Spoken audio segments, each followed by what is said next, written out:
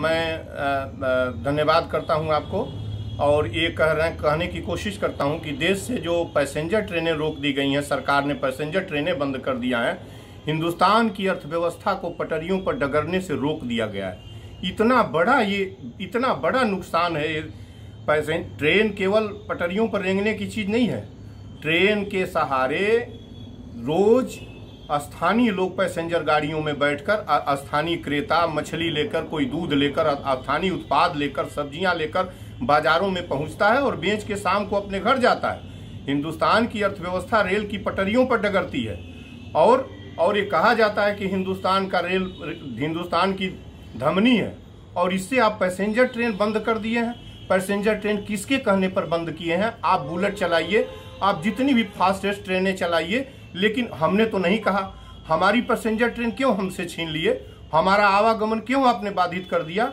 हिंदुस्तान आज भी 90% लोग उन्हीं पटरियों पर चल के अपनी देवरिया से गोरखपुर को एक मैं उदाहरण के तौर पर लेता हूं, 10 रुपये में हम चले आते थे। आज कोई ट्रेन रुकने, कोई सी पैसेंजर ट्रेन का कोई आवागमन बंद है और हमेशा के लिए बंद है। और दूसरी चीज कि आपने जनरल टिकट बिक्री बंद कर दिया है काउंटर से। कितना मारेंगे इस देश को, हिंदुस्तान को कितना मारेंगे? आखिर इन्हीं डेमोक्रेसी का क्या मतलब रह जाएगा जब सोशल वेलफेयर का कंसेप्ट जीरो हो जाएगा? जब आप पूरे देश को मार लेंगे तो फिर इसका सेंस क्या रह जाएगा? आप क्यों मारना चाहते हैं? क्यों हमारी पैसेंजर ट्रेनें आपने रोका है? किस बात के लिए रोका है?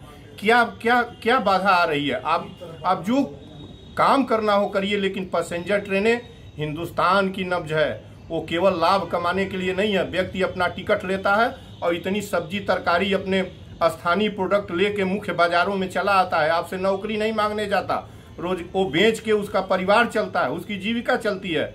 हिंदुस्तान की जीविका मार रहे हैं रेल में पैसेंजर ट्रेनों को बंद करके और टिकट काउंटर बंद करके। ये जाहिलियत किया गया है ये काम हिंदुस्तान के अंदर कि ट्रेन का टिकट ही बंद हो। कैसे कोई जा सकता है? रिजर्वेशन टिकट आप लेंगे तब जाएंगे। बताइए कि ट्रेन का रिजर्वेशन टिकट लेने का आपने केवल रिजर्वेशन टिकट, वो भी प्राइवेट काउंटर से लीजिए, रिजर्वेशन रेलवे के काउंटर से लीजिए, आप प्राइवेट से लीजिए, आपको टिकट मेल एक्सप्रेस या पैसेंजर गाड़ी का काउंटर से नहीं मिल सकता। ये क्या कर रहे हैं? ये हमने आपको वोट दिया है डेमोक्रेसी में ये कराने के लिए कि आप जाएं हमारे साधन को छीन लें, हमारी रेलों को बंद कर दें। डेमोक्रेसी का ही मतलब है। कौन कहा कि उड़ती हुई ट्रेनें दे दीजिए? हमने न कहा कि प्राइवेट ट्रेन दीजिए, न हमने आपसे तेजस मांगा, न हमने आपसे बुलेट मांगा।